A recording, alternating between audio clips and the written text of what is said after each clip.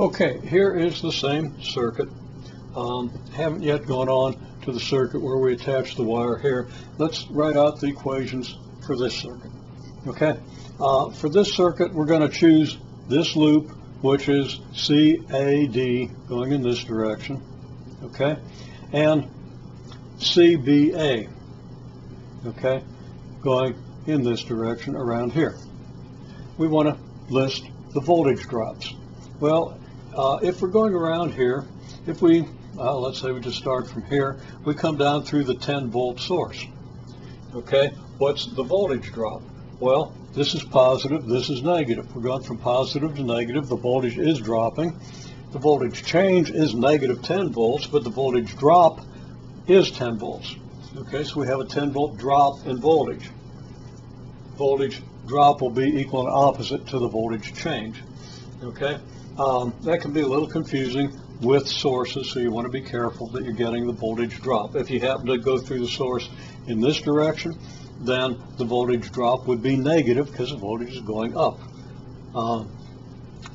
A negative drop is an increase. Okay, so we also have the 15 ohm resistor that we're hitting in the direction opposite to that I chose for I2. So we have a voltage drop across here of negative 15 ohms times I2. Okay, and actually see the voltage would drop in this direction. The voltage would decrease in this direction, so it's going to increase in this direction so that the drop would be negative. Okay, so we're going opposite to the current, we're going to get a negative voltage drop. Opposite to the designated current. That current might well end up going in this direction, although I actually don't think so in this case. But as I said, the negative solution would tip you off to that. Okay, then I3. I3 goes through the 25 ohm, well, okay. I3 goes through the 25 ohm resistor here, which is in the direction opposite to that of the loop. So again, we have a negative voltage drop, negative 25 ohms times I3. And those are the three voltage drops we have around that loop. They add up to 0. The loop CBA, we're going to have current I2. Now that's in the direction of the loop. This time I2 is in the same direction as we've chosen for the loop, so we have a positive voltage drop. I1 though is we're going to come around the loop in the direction opposite I1, and so we're going to have a negative drop here, negative I1 times 10 ohms and negative I1 times 20 ohms. So there are two equations. And we have the branch point A, and our equation for that, as we've seen before, I3 comes into A, I2 and I1 go out of A, so we have I3 minus I2 minus I1 equals 0. Excuse me. These are three equations that we can solve rather easily. Yeah, three equations and three unknowns. In some cases you might find that a little daunting, but a lot of times you have very simple coefficients, like 1. Okay, whenever you do branch points, all your coefficients are going to be 1 or negative 1, and that makes it a lot easier to do the solutions. Now let's look at what happens if I run a wire from D to B in the same circuit. I haven't labeled all the resistances, but they're the same as it would be down here.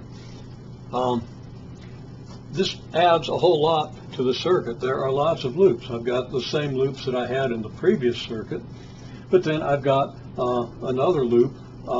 We could call it DBC, okay, the loop that runs through here, okay, along this outside wire, or we could run, we have at least 3 different loops involving the outside wire. So we could run from here to B, over to A, down to C, back up through B,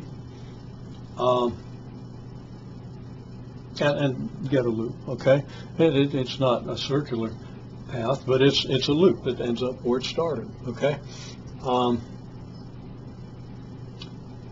and then we could add this to the loop on the outside here. So there are, again, many ways to form loops, okay?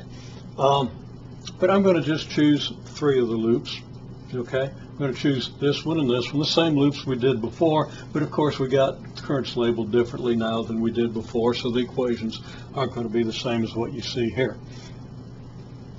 But we're going to use these 3 loops, and then how many branch points do we have? Well, we've got a branch point here, a branch point here, a branch point here, and a branch point here. There are 4 branch points. If we choose 3 of them, we should be pretty safe. So, and let's go back to the loops for a minute. I'm not sure that I can choose another loop. These are the 3 simplest loops, and any of the larger loops that we get from this would be formed by adding up simpler loops. And I haven't checked that out 100%. You might find that there are, but I don't think so. And that is something you always want to check. So let's just choose these 3 loops, and let's say this branch point, and this branch point, and this branch point, okay? So branch points are going to be A, D, and C, and loops DCA, DBC, and CBA. Now I'm going to stop here on this video. You should write out the equations for the loops and for the branch points. That's going to give us 6 equations and 6 unknowns. Then we'll, spend a little time worrying about how to solve the equations. That's actually quite simple, much easier than you think it's going to be.